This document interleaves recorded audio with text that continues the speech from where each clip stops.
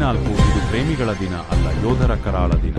ಅದು ಕೆಲವರಿಗೆ ಪ್ರೇಮದ ದಿನವಾಗಿರಬಹುದು, ಆದರೆ ಭಾರತದ ಲಕ್ಷಾಂತರ ಹೃದಯಗಳಿಗೆ ಅದು ರಕ್ತದಿಂದ ಬರೆಯಲ್ಪಟ್ಟ ದಿನ. 2019ರಲ್ಲಿ ಜಮ್ಮು ಕಾಶ್ಮೀರದ ಪುಲ್ವಾಮಾದಲ್ಲಿ ನಡೆದ ಆ ಭಯಾನಕ ದಾಳಿ ಇಡೀ ದೇಶವನ್ನೇ ನಡುಗಿಸಿತು.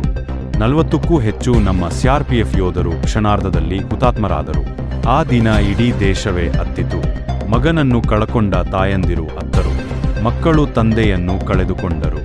ಭಾರತ ತನ್ನ ವೀರರನ್ನು ಕಳೆದುಕೊಂಡಿತು. ಆಕ್ರೋಶ, ಕೋಪ, ದುಃಖ ಎಲ್ಲವೂ ಒಟ್ಟಾಗಿ ಹೊತ್ತಿ ಉರಿಯುತ್ತಿತ್ತು.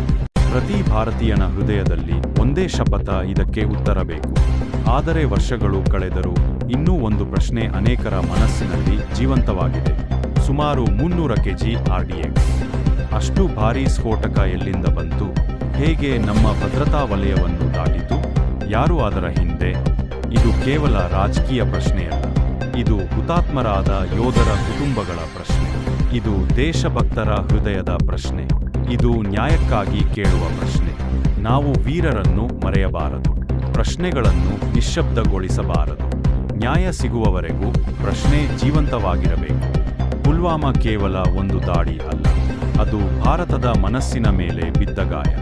ಆ ಗಾಯಕ್ಕೆ ಉತ್ತರ ಬೇಕು, ಸತ್ಯ ಬೇಕು, ನ್ಯಾಯ ಬೇಕು. ಹುತಾತ್ಮರಿಗೆ ನಮನ. ಸಂಪಾದಕರು ನಾಗರಾಜ್ ಕಲ್ಲಹಳ್ಳಿ.